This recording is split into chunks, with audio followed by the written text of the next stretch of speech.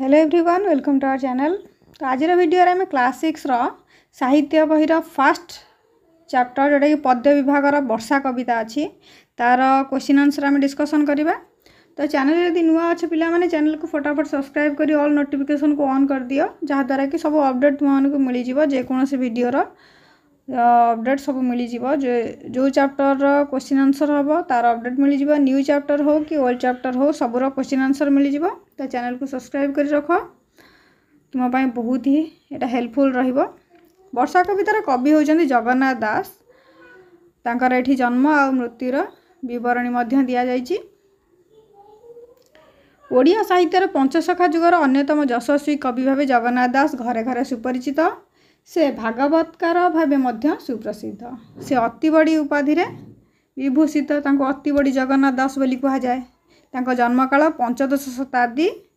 से पुरी जिलार कपिलेश्वरपुर में जन्मग्रहण करते। से ओडिया साहित्य रे प्रथम मानक भाषार प्रयोग करी चिरस्मरणीय हो पार्चंती। से जो रचनावली सब लिखी से गुड़िकर ना कौन ओडिया भागवत गोटे अच्छी अर्थ कोइली उद्धव जनाण कालिया दलन गुप्पत गीता हरिणी स्तुति भूला मन भूलु कहीं पाहांती अवकाश और हाथी झुल रे आदि केतक काव्य और भजन और क्षुद्र कविता मध्य से रचना करथिले। तो एबे जीवा आमे तार प्रश्न उत्तर को। तो एठारे तार किछि अर्थ अछि पिला माने पढिदबो।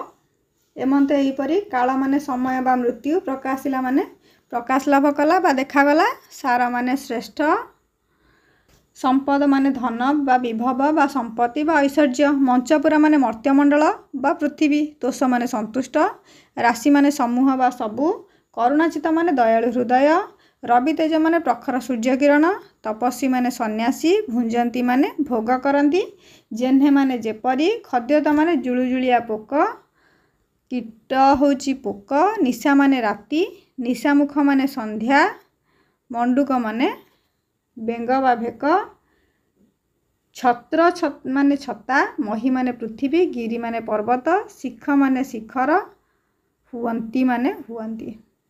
तो ये थिला शब्दर अर्थ। तो ये जा क्वेश्चन आंसर को वर्षा केतोटी ऋतु आसे यहाँ आम यदि विषय न पढ़िया भी आम जापर वर्षा 6टी ऋतु आसे। ग्रीष्म ऋतु पर क्यों ऋतु आसे आम 6 ऋतुर ना जी जानथिबो। ग्रीष्म ऋतु पर क्यों ऋतु आसे से आराम से जापर ग्रीष्म वर्षा शरत हेमंत शीत बसंत। तो ग्रीष्म ऋतु पर आमर कौटा आसुची वर्षा ऋतु। मेघ माने क्योंठी मिलित हुअंती मेघ माने शून्य पथरे बा आकाशरे मिलित हुअंती। पृथ्वी सूर्यंक उत्तापर केते मास उत्तप्त थिला 8 मास उत्तप्त थिला 8 मास। तो 8 मास धरी सी उत्तप्त थिला। खद्य तो केते बेले उड़ी बुले खद्य तो संध्या बेले। मेघमाला किपरि भाव जल वर्षा कले महाशून्य रे मेघ माने बिजुली और घड़घड़ी शब्द कर सह मिलित हेले परे परे भीषण शब्द करी मेघमाला जल वर्षा कले। गर्जंती आबोरीण पानी एठारे किए गर्जिया कथा कह जाइछि गर्जंती आबोरीण पानी एठारे बेंग गर्जिया कथा कवि कहिसंती। वर्षार गर्जन शुणी बेंग माने जलाशयर चतुर्पार्श्व मिलित होई गर्जन बा राब करती। प्राय तो समस्त शुणी गाँ गहली जो गड़िया पोखरी थाए सेठी बेंग माने गर्जन करुथिबार शुणी एही कवितार काहाकू राजा बोली कहा जाइछि एही कवितार पृथ्वी बा मही को राजा बोली कहा जाइछि। वर्षा ऋतु को सकल ऋतुंकर सार बोली कवि कहीं कहिसंती ना वर्षा ऋतु रे पृथ्वी शस्य संपद रे भरपूर हो जाए। वर्षा ऋतुर जलदान फल विभिन्न प्रकार खाद्य शस्य उत्पन्न हुए प्राणी और उद्भिद जगतर जल कष्ट खाद्याभाव दूर हुए। तेणु कवि वर्षा ऋतु को समस्त ऋतुंकर सार बा मध्य श्रेष्ठ बोली कहिसंती। तो जेहेतु वर्षा ऋतु रे ही वर्षा हवा द्वारा ही सबकिछि संभव जेकोसी जीव यदि माने उद्भिद हो जदि मरिया भी सेटा जाउथिबो पानी देदेले सेटा पुनी जीवित हो जाए। तो समस्त जीवनर मूल कारण होची जल से वर्षा ऋतु को सकल ऋतुंकर सार कहा जाए। मयूर क्या चाहिए नृत्य करे यहाँ वर्णबोधरे भी पिला माने पढ़ी मयूर गिरी शिखर थिबा मेघ शून्य को चाही नृत्य करे।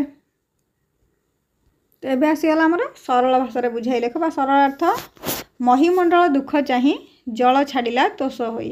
तो सरल अर्थ लिखला बेले मु कही अलग वीडियो मानक प्रथमे मही प्रथम शब्दटी को लिखा तापर शेष शब्दटी को लिखा डट डट देकी उद्धृतांशटी बा उक्त पद्यांशटी लिखिपर।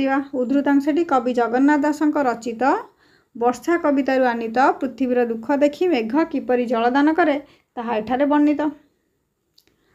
तो ये कवि परिचय निहाती आवश्यक से मुझे कवि परिचयटा को निहाती भाव में मन रखा दरकार। आ लेखा को भी प्रचंड सूर्यतापर पृथ्वी 8 मास धरी संतापित होता माने उत्तप्त होकर रही। ग्रीष्म ऋतु पर वर्षा ऋतु आसे। यही ऋतु जलदान कर पृथ्वी को शस्य श्यामला करे कारण ग्रीष्म ऋतुर प्रचंड उत्ताप माटी पूरा फाटिक आँ कर गछ सब सुखिला पड़ी थाए। तो वर्षा ऋतु वर्षा है सबकिछि पुणी सबुज देखा जाए। तेणु जीवजगत 6 ऋतु मध्य वर्षा ऋतु को श्रेष्ठ बोली कही।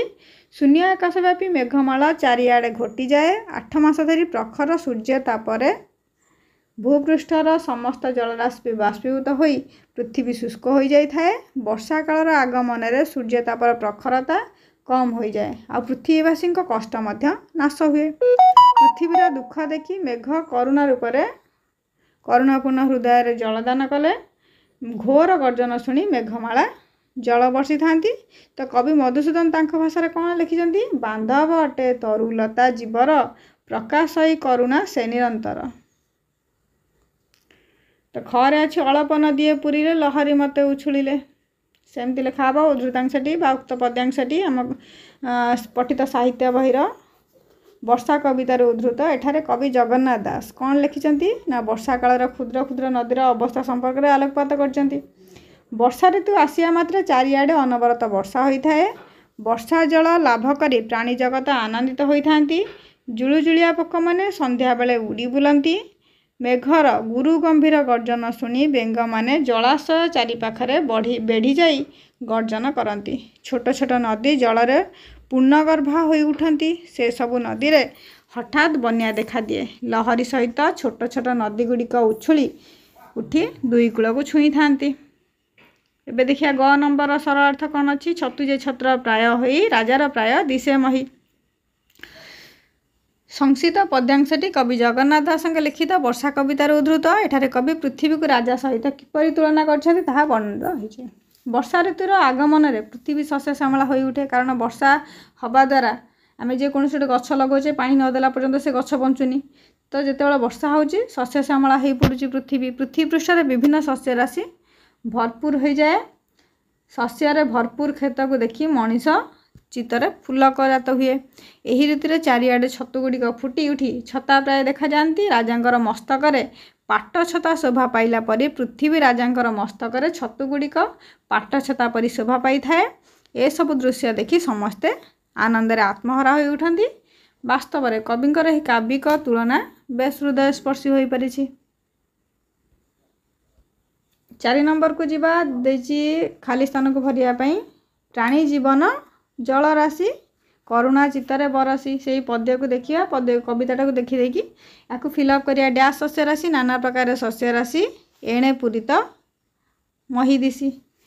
5 नंबर अच्छे यही कवितार सूर्य और पृथ्वी पाई जे अन्य जो शब्द गुड़िक व्यवहार कराए लिखा। सूर्य कौन व्यवहार है रवि प्रचंड रवि तेज लगे। पृथ्वी मंचपुर बा मही। बरसा शब्दर गद्य रूप वर्षा। सेमती ये किसी शब्द देती तार गद्य रूप लिखा। शब्दर शब्द गरजी गर्जी बरसी बर्षी ग्रीष्म ग्रीष्म तपत तप्त अल्प अल्प। 7 नंबर तले दि जाता शब्द गुड़िकर अर्थ सूचाऊा शब्द को बंदनी मध्य बाछि लेख। मंचपुर अर्थ कौन हम स्वर्गपुर ना पातालपुर ना मर्त्यपुर मर्त्यपुर हम। भुंजंती माने भोजन करती भोग करती भरण करती।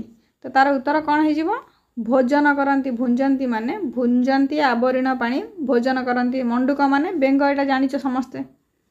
निशामुख माने कौन संध्या बेला। 8 नंबर अच्छी तार परिपूरक जोटा कि माने 8 को जमीती 8 कह जाए सेमती 9 को 9 7 को 7 6 को 6 11 को 11 क्लास जो आम क्लासटा को कहे आम कौन कहे प्रथम द्वितीय तृतीय चतुर्थ पंचम षष्ठ सप्तम से गुड़ाक बास। प्रत्येक धाड़ी में 3टी एक जातीय शब्द सहित गोटे भिन्न जातीय शब्द मिसी रही। ସେଇଟାକୁ ଆମେ ଅଲଗା କରିବା। ବର୍ଷା ବିଜୁଳି ଗିରିଶିଖ ପବନ ସେଥିରେ ଅଲଗା କ'ଣ ହେବ ଗିରିଶିଖ, କାରଣ ବର୍ଷା ବିଜୁଳି ପବନ ଇଏ ସବୁ ନିଜ ସହିତ ପୁରା ଜଡ଼ିତ। ମଣ୍ଡୁକ ମୟୂର ଛତୁ ଖଦ୍ୟତ, ଛତୁ ଅଲଗା ହେବ ତା'ର କାରଣ ମଣ୍ଡୁକ ମୟୂର ଆଉ ଖଦ୍ୟତ। ଦେଖ ବର୍ଷା ଆସିଲେ ଏମାନଙ୍କ ସହ ଲିଙ୍କ ଅଛି, କିନ୍ତୁ ଛତୁଟା ପ୍ରାୟ ପରେ ଫୁଟେ, କିନ୍ତୁ ବର୍ଷା ସହିତ ଏମାନଙ୍କର ସମ୍ପର୍କ ଅତି ନିବିଡ଼, ତ ଛତୁଟା ଅଲଗା ହେଇଯିବ। ତ ଏହା ଥିଲା ଆମର ବର୍ଷା କବିତାର ସମ୍ପୂର୍ଣ୍ଣ କ୍ୱେଶ୍ଚିନ୍ ଆନ୍ସର୍। ତ ଯଦି ଏ ଯାଏଁ ପିଲାମାନେ ଚ୍ୟାନେଲକୁ ସବସ୍କ୍ରାଇବ୍ କରିନ ତାହେଲେ ଏବେ ହିଁ ବ୍ୟାକ୍ କରିକି ଚ୍ୟାନେଲକୁ ସବସ୍କ୍ରାଇବ୍ କରିନିଅ। ଆଉ ଯଦି ଭିଡ଼ିଓଟି ଭଲ ଲାଗିଛି ଗୋଟେ ଲାଇକ୍ କରିବେ ନିଶ୍ଚିନ୍ତ ଭାବରେ, ଏଇଟା ଆମ ପାଇଁ ଗୋଟେ ସପୋର୍ଟ। ଆଉ ତୁମମାନଙ୍କର କେତେ ଆମ ପ୍ରତି ଭଲ ପାଇବା ଅଛି ସେଇଟା ମଧ୍ୟ ଲାଇକ୍ ଆଉ କମେଣ୍ଟରୁ କେତେ ଇଣ୍ଟରେଷ୍ଟେଡ୍ ଅଛ ସେଟା ଜଣାପଡ଼ିଯିବ। ତ ନିଶ୍ଚିନ୍ତ ଭାବରେ ଲାଇକ୍ କର, ଆଉ ଭିଡ଼ିଓଟି କେମିତି ଲାଗିଲା ନିଶ୍ଚିନ୍ତ ଭାବରେ କମେଣ୍ଟ କରିକି ଜଣାଅ। ପୁଣି ଦେଖା ହେବ ନେକ୍ସଟ ଭିଡ଼ିଓରେ ଆଉ ଗୋଟେ କ୍ୱେଶ୍ଚିନ୍ ଆନ୍ସର୍ ନେଇକି। ଧନ୍ୟବାଦ।